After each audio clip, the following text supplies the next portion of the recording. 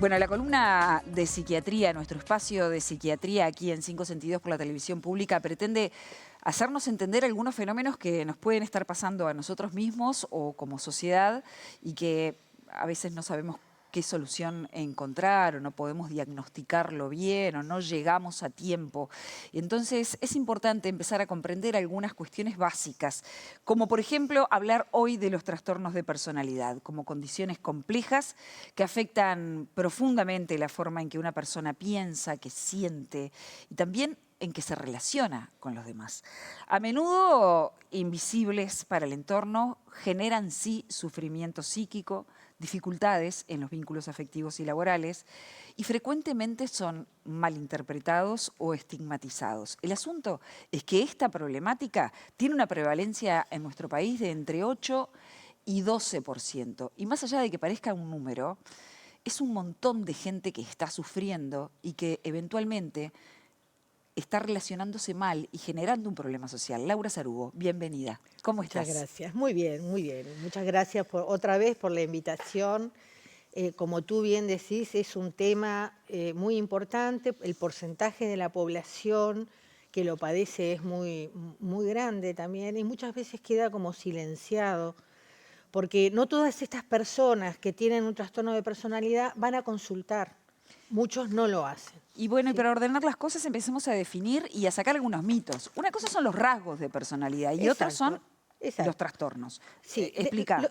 todos tenemos, por suerte, todos tenemos rasgos de personalidad, algunos son más extrovertidos, otros más introvertidos, algunos son más flexibles, otros menos flexibles, otros tienen como esa capacidad de organizar, otros no tanto. Esos son rasgos de personalidad que se van generando en los primeros años de vida. Uno nace con un carácter, podríamos decir, A ¿sí? ver. Que sería como la piedra fundamental de cómo es uno, ¿no? El Ujú. chiquilín nace, qué llorón que es este, ¿no? Bueno, sí, eso tiene que ver con el carácter, que tiene que ver mucho también con las vivencias que tuvo intraútero, digo, hay un montón de cosas. Después del nacimiento se va forjando la personalidad. Es como esa columna que cada uno de nosotros tenemos que nos permite vernos a nosotros mismos y relacionarnos de esa manera con el mundo, ¿sí? Así que es una carga que podemos traer, no sé si genética, ahí me corregirás o Sí. no, una parte que traemos de nacimiento y otra parte que se incorpora según la experiencia in situ, digamos, el Exacto, y que, contexto. y que puede modificar en parte la carga que uno tiene, porque eso también es importante, que son lo que se llaman los fenómenos epigenéticos. A ver. Pero, claro, todo aquello que puede modificar la expresión de nuestros genes, ¿sí? Ujú. Tenemos la capacidad de hacer eso. Hay genes que se van a expresar y hay otros que no. Eso tiene que ver con las vivencias, como decíamos, en los primeros años de vida, etcétera, etcétera. Entonces, eso es lo modificable.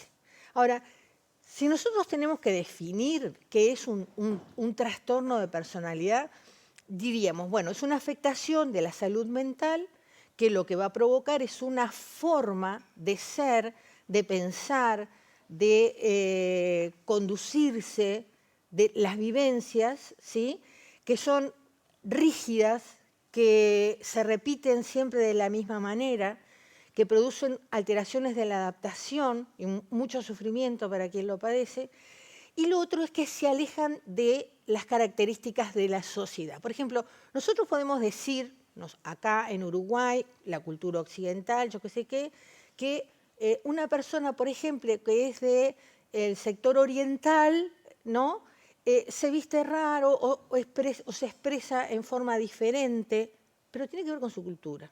No es un excéntrico, por ejemplo, ¿sí? Entonces, eso también está incluido dentro de la definición de lo que es un trastorno de personalidad. ¿Tá? Ujú. Se clasifican de una forma especial, ¿sí? Se dividen en 3 grupos, A, B o C, ¿sí? El grupo A son estas personas que son como más excéntricas, como decíamos, son los paranoides, son los esquizoides, los esquizotípicos, son gente como muy metida para adentro, a veces como esto extraña, ¿sí? Ujú. El grupo B son muy emocionales, muy intensos, muy dramáticos, muy impulsivos, ¿sí? Ahí están los límites, los histriónicos, los narcisistas, los antisociales. Y finalmente el grupo C es el grupo de los miedosos, los temerosos, ¿no? Se asustan, son los evitativos, son los dependientes. Es el trastorno de personalidad obsesivo-compulsivo, ¿sí? ¿Cómo se van a manifestar estos a nivel de la vida? Bueno, por ejemplo, un paciente que tiene un trastorno de personalidad paranoide de repente puede interpretar que la gente le va a hacer daño, que están en contra de él, es desconfiado, ¿sí? Inclusive hasta de los propios familiares o amigos íntimos, ¿no? Tienen como esa característica, ¿no? Por ejemplo, del grupo B, van a vivir todo de una forma muy dramática. Pequeñas cosas los desbordan. Son emocionalmente muy inestables. Y eso, por supuesto, que les va a generar problemas importantes, mucho dolor, ¿sí? Psíquico, y además el relacionamiento con los otros se transforma a veces bastante difícil. ¿Y en el grupo C? Y en el grupo C lo que vas a tener, por ejemplo, son aquellas personas que son como tan perfeccionistas, ¿sí?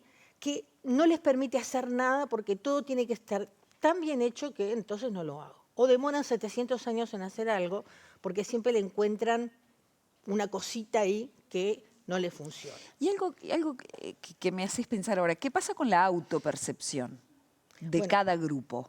¿Se perciben en problemas cuando no tienen un diagnóstico, por ejemplo? Sí, claro. Sí, se perciben como, a ver. Se autoperciben. Ahí está. Por un lado, hay algunos que tienen mayor autopercepción de que soy yo el que me está pasando algo, ¿sí? Hay otros que no tanto, y lo ponen afuera, lo proyectan. Yo soy así porque el mundo me hizo así. Claro. Había una canción. Soy rebelde porque el mundo me hizo así. Exacto. Porque nadie me ha tratado con amor, que es un tema. De tormenta, se llamaba. No sé. Tormenta. Sí, sí. Bueno, decía eso. Sí. Entonces, les cuesta mucho reconocer que quizás tengan ellos que ver con esa situación, ¿sí? Eso no implica que no sufran horrible, ¿sí? Y decime una cosa, Laura, según tu experiencia clínica, que la tenés y mucha, ¿crees que en Uruguay se diagnostican correctamente los trastornos de personalidad? ¿Crees que hay subdiagnóstico? ¿Podría llegar a haber subdiagnóstico? Mira, también depende de quiénes consultan, ¿no? Porque no todos consultan. Por ejemplo, el grupo B consulta, ¿sí?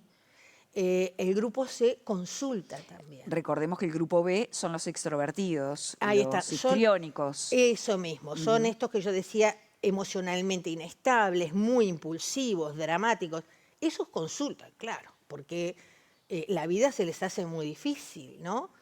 El grupo C también consulta, porque tienen muchos miedos, muchos temores, no quiero salirme. Reiteramos, es el introvertido, el más introspectivo. O el que decíamos, o el obsesivo-compulsivo, que no es el trastorno obsesivo-compulsivo, este es el trastorno de personalidad obsesivo-compulsivo, que los limita mucho. El grupo A raramente consulta. ¿Por qué? Porque en realidad no les molesta tanto, a no ser que tengan algún conflicto, por ejemplo, a nivel del trabajo, los paranoides, ¿no?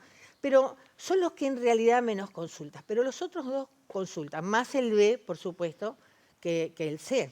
Bueno, y partiendo de la base, Laura, de que este trastorno, que estos trastornos de personalidad generan problemas vinculares, problemas laborales, problemas de dolor y sufrimiento de cada uno de los individuos.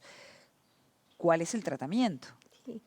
Bueno, mira, el tratamiento fundamental es la psicoterapia, ¿sí? Porque estos pacientes se pueden deprimir, pueden tener trastornos de ansiedad, pueden tener consumo de sustancias. ¿Por qué? Porque van a buscar en las sustancias la posibilidad de sentirse mejor, más tranquilos, menos ansiosos, dormir mejor. Entonces, muchas veces consumen alcohol, tabaco, marihuana, etcétera, ¿sí? Pero usado como forma de medicamento, podríamos decir. No como algo recreativo. Exacto. Ahora, ningún medicamento, ninguna sustancia psicoactiva va a modificar las características de personalidad, el trastorno de personalidad. Eso no lo modifican. Porque no estamos hablando de un desequilibrio químico, ¿o sí? Todos son desequilibrios. Entonces, ¿por qué no? ¿Por qué? Porque acá estamos hablando de no de alteraciones del funcionamiento, podríamos decir, que sí los aparece en la depresión o en la ansiedad, que es lo que tú vas a corregir, por ejemplo, con un medicamento. Acá lo que estamos hablando es de cómo se estructuró ese sistema nervioso, ¿sí? Y por qué se estructuró de esa manera y por qué funciona de esa manera. ¿Tá? Entonces, cuando ese sistema nervioso en algunas situaciones empieza a gastar en su funcionamiento, ahí interviene el psicofármaco o la sustancia psicoactiva, como decíamos, ¿no? Los psicofármacos son sustancias psicoactivas, por supuesto. Entonces, el tratamiento fundamental es la psicoterapia. ¿Por qué? Porque le va a enseñar a ese paciente a entender sus emociones, a entender sus comportamientos, a poder modificarlos, a llevar adelante un mejor relacionamiento con los otros, ¿sí? Y por supuesto que el psicofármaco va a ayudar, por ejemplo, si el paciente está muy ansioso, si está deprimido, como decíamos, ¿no? Claro. Laura, veo que estás hablando de los casos donde ya podríamos diagnosticar, pero me imagino que si se puede diagnosticar, eventualmente quizás también se pueda prevenir. Entonces, ¿qué pasa? ¿Cuál es la sintomatología en la infancia que puede detectar trastornos de personalidad y que puede llevar a una psicoterapia a tiempo que sea vinculante en la resolución de esto o que contribuya? Tú sabes que el diagnóstico de trastorno de personalidad solamente se hace después de los 18 años. ¿Por ¿sí? qué? ¿Por qué? Porque en la adolescencia o en la niñez pueden haber muchas manifestaciones emocionales que corresponden a la adolescencia y que quizás estén ahí como parecidos a lo que sería un trastorno de personalidad. Pero recién se puede diagnosticar a esa edad.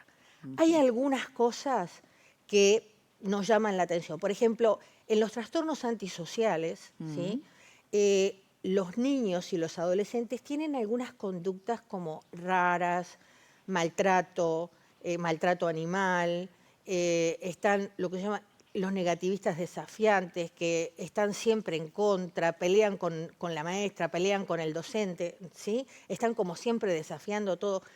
Uno puede decir, este chico viene mal, ¿no? Ahí podés hacer una intervención, llamar a la familia, etcétera, etcétera. Porque otra de las cosas muy importantes siempre en estos pacientes es trabajar con la familia, lo que se llama la psicoeducación, ¿no?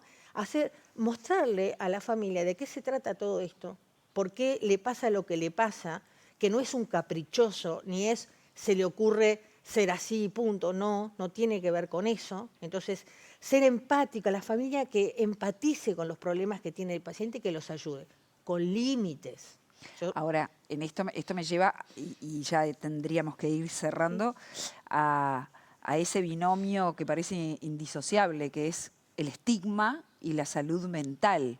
¿Cuánto juega el estigma en no detectar a tiempo, en tratar al otro como, hoy está bipolar, hoy está loco, hoy está, ¿no?, con cierta desidia? O ¿cuánto juega en que no pueda acoplarse a un tratamiento, por ejemplo? Y eso limita mucho la consulta, ¿viste? Porque muchas veces, como son difíciles, déjalo, es difícil. Y el propio paciente se siente difícil y no termina consultando. ¿Cuándo consulta? Muchas veces porque los traen, ¿sí?